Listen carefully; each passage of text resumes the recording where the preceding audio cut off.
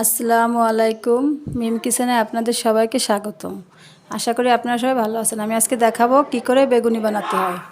এখানে আমি বেগুন পাতলা পাতলা করে কেটে নিয়েছি। এটা তো সবাই আপনারা কাটতে পারেন। এখন আমি এখানে বেসন নিয়েছি। এখানে আমি স্বাদ মতো লবণ দিয়ে দেব। আর এখানে আমি নিয়েছি জিরে, এলাচ গুঁড়ি, শুকনো মরিচের গুঁড়া, ধনিয়ার গুঁড়া, হলুদের গুঁড়া, সবগুলো আমি এখানে দিয়ে দিব।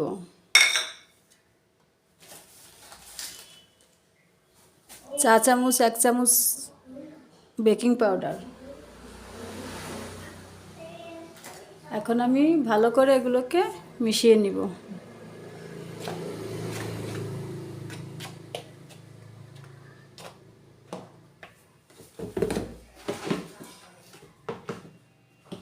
এখানে আমি হাফ কাপ আটা দিয়েছি। আটাটা দেওয়ার কারণে ভালো মুসমুসে হবে এবং ফুলকো হবে। এখন আমি এটাকে ভালো করে মিশিয়ে নিব।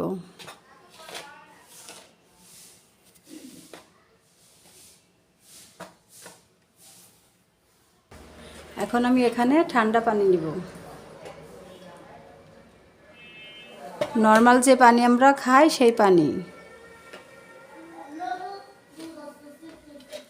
অল্প অল্প করে পানিতে আমি এটাকে ভালো করে মিশিয়ে নিব।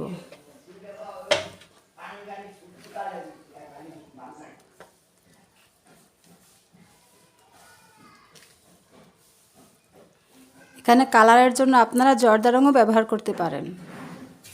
আর কারো না থাকলে সেটা না হলেও হবে। এখানে আমি সামান্য জর্দার রং দিয়ে দিলাম।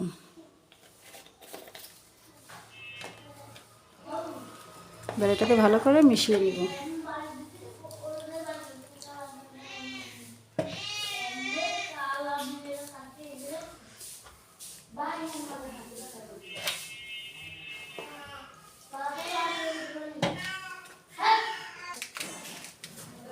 দেখুন এভাবে আমি কি সুন্দর করে মেখে নিয়েছি।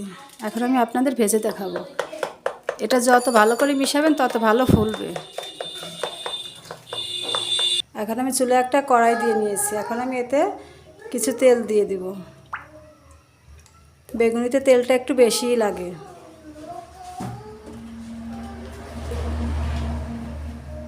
তাহলে বেগুনিটা ভালো ফুলে। এখন আমি এখান থেকে 2 চামচ গরম তেল দিয়ে দেব বেসনের ভিতরে। তাহলে বেগুনিতে তেলটা কম টানবে। দেখুন এভাবে আমি দিয়ে দিছি বেগুন।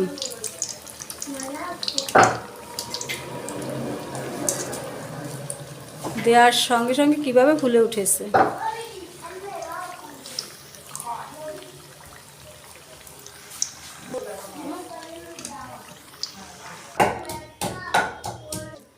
এভাবে আমি বেগুন দিয়ে দিব বেসনের ভিতরে।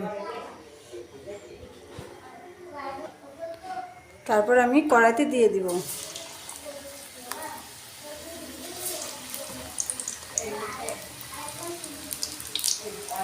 দেখুন কিভাবে দেওয়ার সঙ্গে সঙ্গে ফুলে উঠেছে।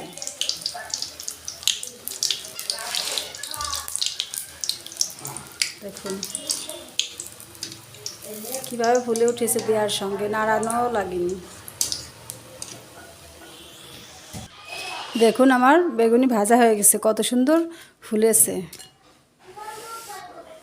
দেখুন ভিতরে কত সুন্দর হয়েছে, কত সুন্দর ফুলে গিয়েছে। গরম রয়েছে এখনও। এভাবে আপনারা বানিয়ে দেখবেন, অনেক সুন্দর ফুলকো এবং মুসমুসে হবে। দেখুন কত সুন্দর ফুলকো।